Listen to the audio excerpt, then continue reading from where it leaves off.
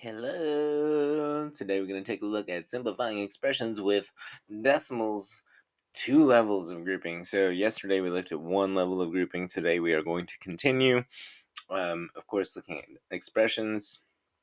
Just remember the number sentences without equal signs. We'll be using the order of operations, brackets, parentheses, multiplication, division, addition, subtraction in that order. So chances are we're going to see both brackets and parentheses in this. Okay, wow. Study the following image. It's the same image since we started this whole thing. So this is the third day in a row that we have seen this image. And this time, looks like we were seeing it even more times.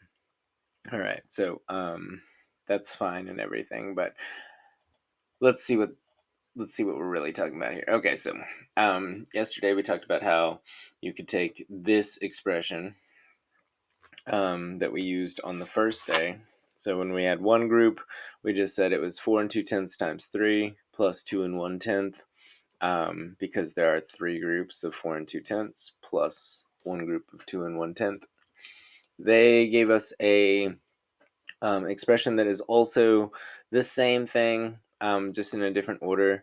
As you can see, the 2 1/10 and the 4 2/10 times 3 are kind of reversed. And that's fine because we know that using the order of operations, brackets, parentheses, multiplication, division, addition, subtraction, we would have to multiply in this expression before we can add or subtract in this expression. So we would absolutely end up multiplying regardless first time. Then yesterday we talked about how if we had this 2 and 1/10 plus 4 2/10 times 3, and then we wanted to make two groups of that, we could just add parentheses and say two groups of the answer of 2 and 1/10 plus 4 2/10 times 3. So yesterday we were able to show that we can double that expression just by adding a grouping symbol, parentheses.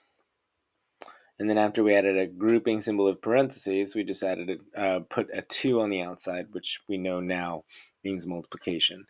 Anytime you have a number outside of parentheses with no operation symbol, no addition sign, subtraction sign, multiplication sign, or division sign, that means multiply. So in the picture before, they showed this picture 4 times. So now they're kind of saying okay, so take the expression from the day before, the one that's currently covered up by the picture. Let me clear that out of there because that's not very helpful.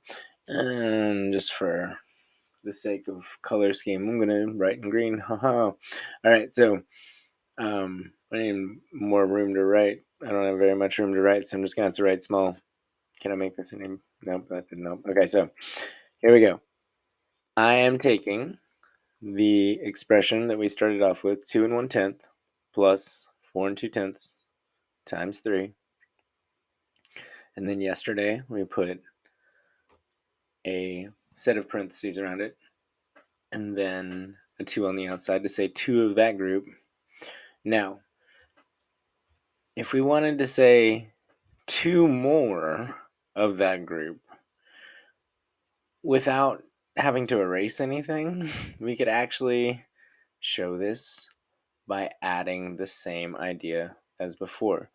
We could put a bracket around that, and that would say everything in there is going to be our first step. So that would tell us our total from yesterday. And then we can put another 2 in front of that group. So let me actually roll this out and what the there we go. That looks a little bit easier to see.